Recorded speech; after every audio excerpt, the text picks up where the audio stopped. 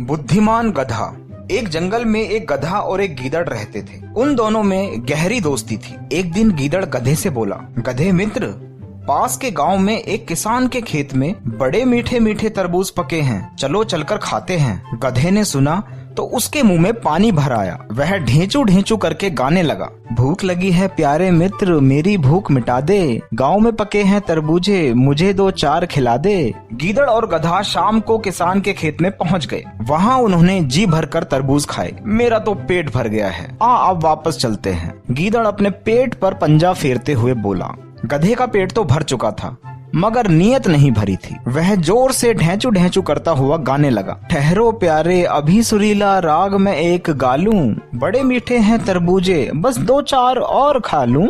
ओए, जोर से ढेंचू ढेंचू मत कर, किसान यही मचान पर पहरेदारी करता है, मुसीबत में फंस जाएंगे। गीदड़ चेतावनी देते हुए गधे से बोला, मगर वह उसकी बात अनसुनी करते हुए फिर से बेसुरा गाने लगा, बड़ी जान है मुझ में प्यारे, तू मारे खाली फड़क्की, शेर भी आए मुझसे भिड़ने, मारूं एक दुलत्ती। खेत का मालिक वहाँ मचान पर सो रहा था। गधे की ढेंचू ढेंचू सुनकर वह जाग गया। गधे और गीदड़ को खेत उजाड़ते देख उसको बड़ा क्रोध आया। वह लाठी उठाकर दोनों को मारने दौड़ा। गीदड़ फुर्तीला होने के कारण भागकर बच गया, मगर सुस्त गधे को खूब मार पड़ी। वह मालिक से पिटने के बाद गीदड़ के पास पहुंचा और रोते हुए बोला, बड़ा सुरीला राग था, मूर्ख को समझ में नहीं आया, प्यारे जब तू गया खेत से मुझको मार भगाया, मैंने तो तुझे पहले ही आगाह किया था।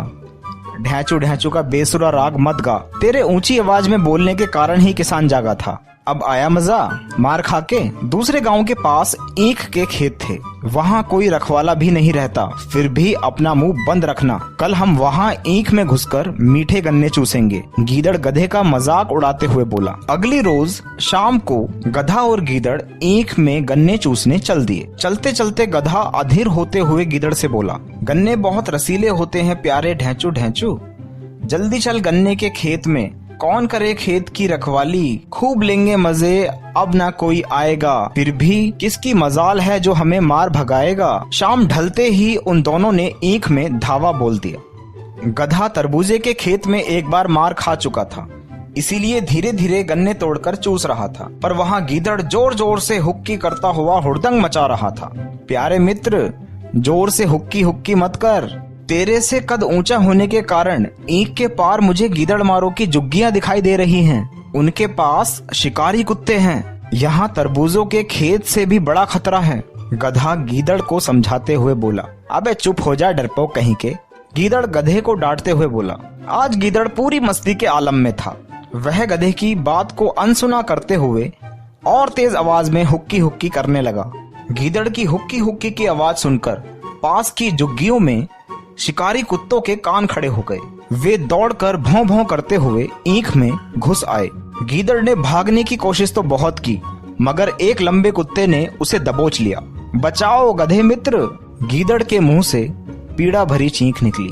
गधे ने पीछे पलटकर कुत्ते को एक दुलत्ती मारी तो उसके मुंह से गीदड़ छूट गया। ये दुलत्ती से डरते हैं, इसलिए मेरा कुछ नहीं बिगाड़ सकते। प्यारे मित्र, जल्दी से मेरी पीठ पर बैठ जाओ। गधे के बोलते ही गीदड़ उछलकर उसकी पीठ पर बैठ गया। गधा उसे पीठ पर बैठाकर जंगल की तरफ दौड़ने लगा।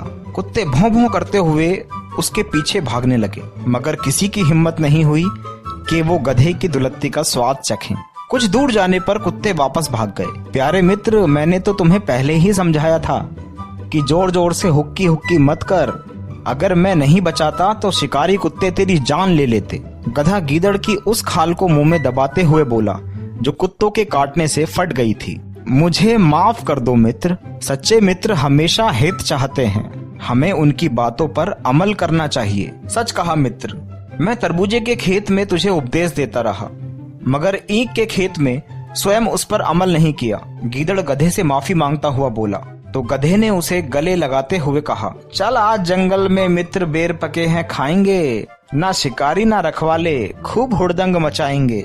ये थी कहानी बुद्धिमान गधा।